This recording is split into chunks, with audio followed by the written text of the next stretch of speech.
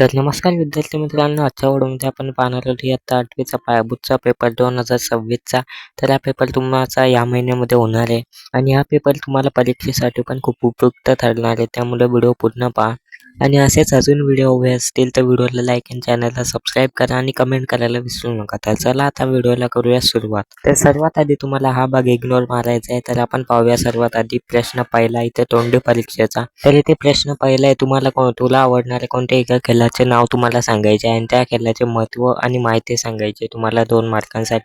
तर तुम्ही हे पण सांगू शकता आणि त्यानंतर पुढील आहे, तुमच्या शिक्षकांमध्ये तुम्हाला कोणकोणत्या गोष्टी घ्यायला आवडतील, कोणकोणते गुण ते तुम्हाला लिहायचे 2 मार्कांसाठी. त्यानंतर हे प्रश्न 3, तुम्हाला कुटुंबाविषयी तुमच्या काय भावना आहेत त्या तुम्हाला सांगायच्या आहेत आणि त्यानंतर पुढचं आहे, तुम्हाला मोठे झाल्यावर काय व्हायचे ते तुम्हाला सांगायचे. तर अशा प्रकारे हे सर्व सांगितल्यानंतर तुमची तोंडी परीक्षा अशा प्रकारे 10 मार्कांची असणार आहे.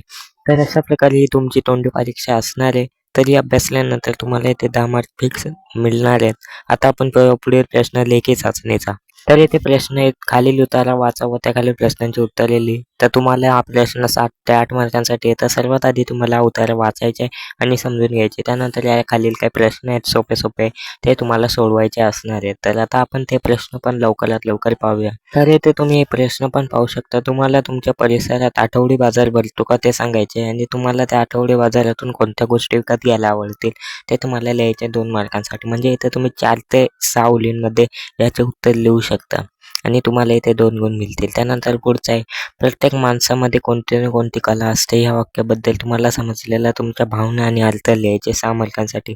म्हणजे या प्रश्नाचे उत्तर तुम्हाला 10 ते 12 ओळींमध्ये सांगायचे. तर अशा प्रकारे तुम्हाला या पेजवर 8 मार्कांचा या उतारावर प्रश्न येणार आहेत. तर चला आता आपण लवकरात लवकर पुढील प्रश्न पण पाहूया. पुढील प्रश्न कोणता येतो, तर यानंतरचा पुढील प्रश्न कला या शब्दासाठी तुम्हाला 2 समानार्थी शब्द सांगायचे आहेत, कोणते तुमच्या मनाच्या 1 मार्कांसाठी. त्यानंतर पुढचा आहे, तुला तुझ्या लहान मोठ्या भावाबद्दल जाणवलेल्या खास गोष्टी तुम्हाला सांगायचे आहेत, आपण 2 मार्कांसाठी. म्हणजे स्वमताचा प्रश्न आहे, तुम्हाला तुमच्या भावाचे वर्णन करून याचे उत्तर लिहायचे. तर अशा प्रकारे तुम्हाला इथे प्रश्न असणार आहेत. तर अशा प्रकारे या उत्तरावर प्रश्न असणार आहेत आणि या उत्तराचे काही प्रश्न तुम्हाला तुमच्या मनाने लिहायचे आहेत आणि काही या उत्तरामध्ये याची उत्तरे आहेत. तर आता पाहूया पुढील प्रश्न. तर आता इथे पुढील प्रश्न प्रश्न क्रमांक 7, जगभरात प्रदूषण ही समस्या आहे, याबद्दल तुमचे मत तुम्हाला सांगायचे आहे. तर इथे तुम्ही याबद्दल तुमचे मत सांगू शकता, जसे का प्रदूषण होते हे सर्व आणि त्याचे उपाय तुम्ही सुचवू शकता काही 6 गुणांसाठी. म्हणजे तुम्ही इथे 10 ते 12 ओळींमध्ये याचे उत्तर लिहू शकता. मग येथे तुम्हाला इथे 6 गुण मिळतील. तर यानंतरचा पुढचा प्रश्न आहे प्रश्न क्रमांक 8, तुम्ही जर मुख्यमंत्री झालास तर तू काय करशील ते तुम्हाला सांगायचे आहे. हा प्रश्न पण 6 गुणांसाठी आहे. तर तुम्ही इथे 10-12 ओळींमध्ये याचे उत्तर सांगायचे आहे. म्हणजे तुम्हाला कल्पना करून लिहायचे तुम्ही काय काय कराल ते. तर अशा प्रकारे हा प्रश्न तुम्हाला 12 गुणांसाठी असणारे या पेजवर हे 2 प्रश्न. तर आता आपण पुढील प्रश्न पण पाहूया. तर आता यानंतर प्रश्न क्रमांक 9 पाहूया. तर इथे प्रश्न क्रमांक 9 मध्ये मोबाईलच्या अति वापरामुळे होणारे वाईट परिणाम तुम्हाला सांगायचे 5 मार्कांसाठी. तर तुम्ही इथे सांगू शकता यामध्ये कोणकोणते वाईट परिणाम होतात ते 10 ते 12 ओळींमध्ये. तर अशा प्रकारे इथे 10 ते 12 ओळी लिहिल्यावर तुम्हाला इथे 5 गुण आहेत ते मिळणार आहेत. तर अशा प्रकारे या पेजवर तुम्हाला इथे काय लिहायचे आहे, मोबाईलचे दुष्परिणाम, मग तुम्हाला इथे 5 गुण मिळतील. तर चला आता इथे पुढील प्रश्न पाहूया यानंतरचा. तर या प्रश्नामध्ये तुम्हाला वरील कविता दिली आहे ती तुम्हाला वाचायची आहे आणि या कवितेखाली तुम्हाला काही सोपे प्रश्न आहेत ते वाचून तुम्हाला त्याची उत्तरे लिहायची आहेत 8 मार्कांसाठी. तर सर्वात आधी कविता नीट वाचा आणि समजून घ्या. त्यानंतर आता आपण पाहूया याचे प्रश्न.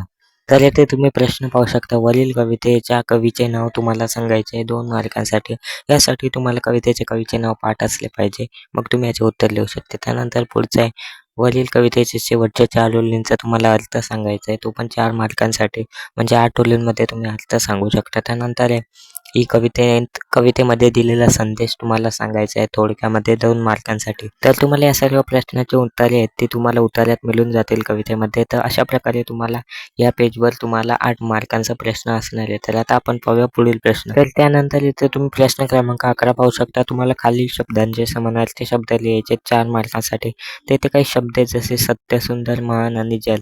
तुम्हाला या शब्दांचे समानार्थी शब्द सांगायचे आहेत. तर तुम्ही याचे उत्तर पण इथे लिहू शकता आणि त्यानंतर त्यानंतर प्रश्न क्रमांक 12 खालीलपैकी कोणत्या एक विषयावर निबंध लिहायचे? माझे गाव नाही तर माझे कुटुंब. तर हा प्रश्न पण तुम्हाला 8 गुणांसाठी म्हणजे तुम्ही 16 ते 18 ते 20 ओळींमध्ये तुम्ही याचे उत्तर लिहू शकता.